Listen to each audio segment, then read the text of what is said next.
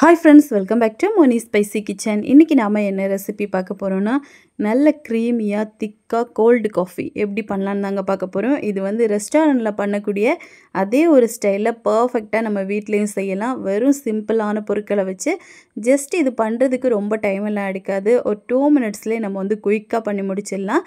சரி வாங்க இது எப்படி பண்ணலாம் அப்படிங்கறத இப்போ டீடைலா பார்த்துடலாம். அதுக்கு முன்னாடி நம்ம சேனலுக்கு இப்பதான் ஃபர்ஸ்ட் டைமா வரீங்கன்னா மறக்காம சப்ஸ்கிரைப் பண்ணிருங்க. அப்படியே கூட இருக்கக்கூடிய பெல் பட்டனையும் பிரஸ் பண்ணுங்க. லைக் பண்ணுங்க, ஷேர் பண்ணுங்க. இப்போ எப்படி பண்ணலாம்னு பார்த்துடலாம். இது பண்றதுக்காக ஃபர்ஸ்ட் வந்து நெஸ்கஃபே காஃபி பவுடர் தான் எடுத்திருக்கேன். இது வந்து 2 டேபிள் ஸ்பூன். நீங்க இன்ஸ்டன்ட் காஃபி பவுடர் எது வேணா எடுத்துக்கலாம். இது கூடவே ஒரு 4 லேருந்து 5 டேபிள் ஸ்பூன் போல நம்ம வந்து சுகர் ஆட் பண்ணணும். ஆட் பண்ணிட்டு நல்லா ஹாட்டா இருக்கக்கூடிய வாட்டர் ஒரு 2 டேபிள் ஸ்பூன் போல சேர்த்துக்கோங்க. சேர்த்துட்டு இப்போ ஒரு விஸ்க் வச்சு இதை நல்லா வந்து நம்ம பீட் பண்ணி கொடுத்துக்கிட்டே இருக்கணும். இது வந்து பீட் பண்ணுறதுக்கு கிட்டத்தட்ட ஒரு 5லேருந்து 7 நிமிஷம் ஆகும். நம்ம இந்த மாதிரி பீட் பண்ண இது கொஞ்சம் ஃப்ளஃபியாக வர ஆரம்பிக்கும். கொஞ்சம் ஒரு ஸ்டேஜில் நல்ல ஒரு லேசான ப்ரௌன் கலர் வரும். அது வரைக்கும் நல்லா இந்த மாதிரி மிக்ஸ் பண்ணி கொடுங்க.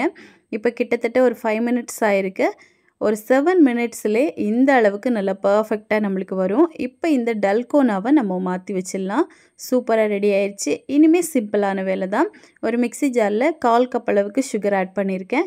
இதில் வந்து நம்ம ரெடி பண்ணி வச்சுருந்தோம்ல அந்த காஃபி மிக்ஸ், அதில் வந்து ஒரு 3 டேபிள் ஸ்பூன் போல் சேர்த்துக்கோங்க.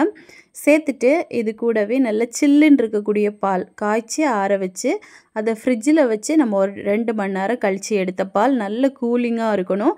அது வந்து சேர்த்துருக்கேன். உங்ககிட்ட அப்படி கூலிங்காக பால் இல்லை அப்படின்னா ஐஸ் க்யூப் போட்டு நல்லா பிளெண்ட் பண்ணி எடுத்துகிட்டு வந்துடுங்க. இந்த அளவுக்கு நல்ல க்ரீமியாக இருக்கும். இப்போ நம்ம வந்து ஒரு கப்பில் அரேஞ்ச் பண்ணிடலாம். ஃபஸ்ட்டு வந்து நம்ம ரெடி பண்ண அந்த டல்கோனா இதில் வந்து ஒரு 2 ஸ்பூன் சேர்த்துக்கோங்க.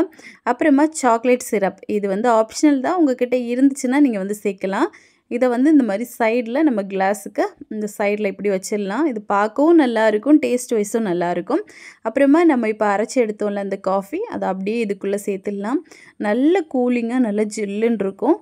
இப்போ கடைசியாக கொஞ்சமாக டல்கோனா நம்ம ரெடி பண்ண வச்ச அந்த காஃபி மிக்ஸையும் இந்த மாதிரி வச்சுட்டு மேலே வந்து கொஞ்சமாக சாக்கோ சிப்ஸும் நான் வந்து தூவி விட்டுருக்கேன். இது வந்து குடிக்கிறதுக்கு ரொம்பவே சில்லுன்னு இருக்கும். நம்ம காஃபி வந்து நார்மலாக சூடாக குடிப்போம். ஆனால் இதே மாதிரி நல்லா கோல்டாக நல்லா ஜில்லுன்னு குடிச்சு பாருங்கள்.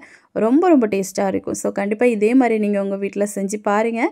செஞ்சு பார்த்துட்டு எப்படி வந்துச்சுன்னு மறக்காமல் கமெண்ட் பண்ணுங்கள். இதேமாரி இன்னும் நிறைய ரெசிபிஸ் வேணும்னு நினச்சிங்கன்னா மோனி ஸ்பைசி கிச்சன் சேனலை சப்ஸ்கிரைப் பண்ணி வச்சுக்கோங்க. லைக் பண்ணுங்கள், ஷேர் பண்ணுங்கள். நெக்ஸ்ட் இன்னொரு வீடியோவில் உங்களை சந்திக்கும் வரை டேக் கேர், பாய்.